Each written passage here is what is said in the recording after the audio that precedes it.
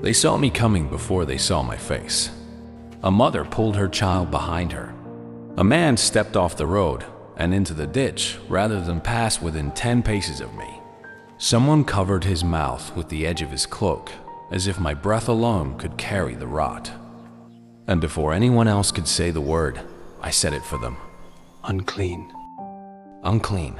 That was my name now. Not father, not son, not friend, not neighbor. Unclean.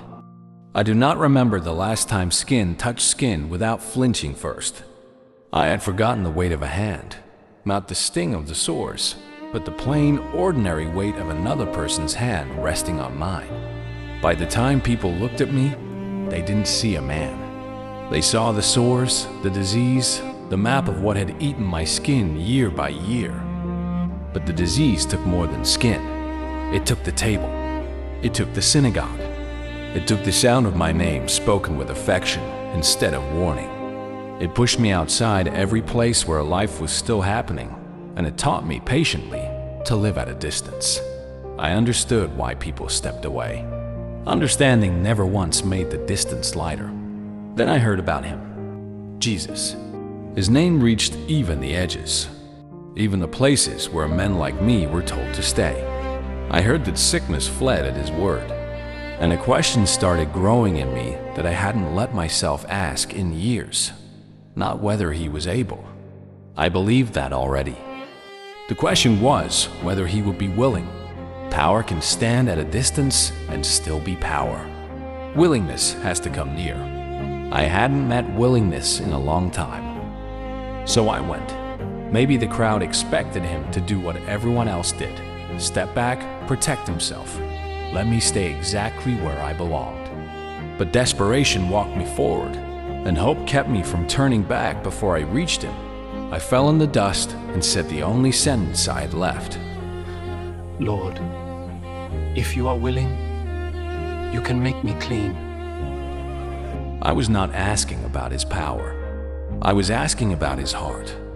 Then he reached out his hand, before the healing, before anyone could declare it safe, and he touched me. For years, every hand had pulled back before it reached me. His didn't.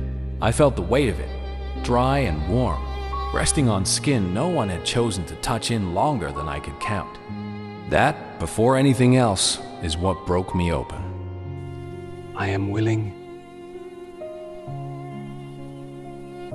Be clean. I am willing, he said. Be clean. At once it left me. The disease gone.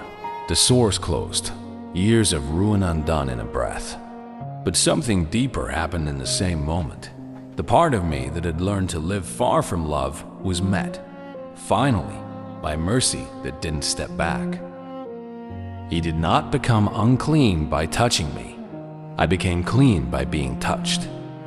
He told me to say nothing, to show myself to the priest and offer what Moses commanded.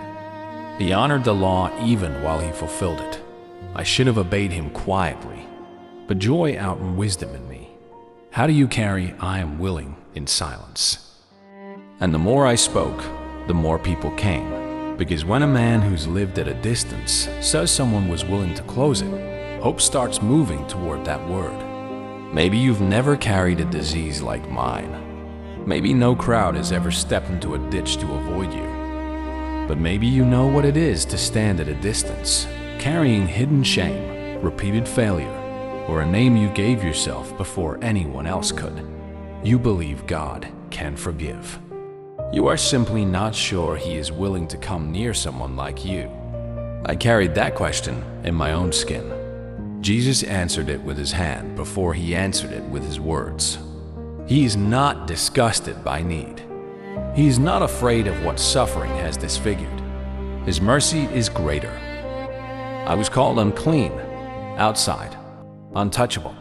But after that day, I carried a truer name, clean, seen, touched by the Son of God. So come to Him. Bring the question you are afraid to ask. His heart has not changed. He is still willing to receive, to cleanse, to come near. I know, because He touched me, and the touch told the truth before the miracle had finished speaking. He was willing.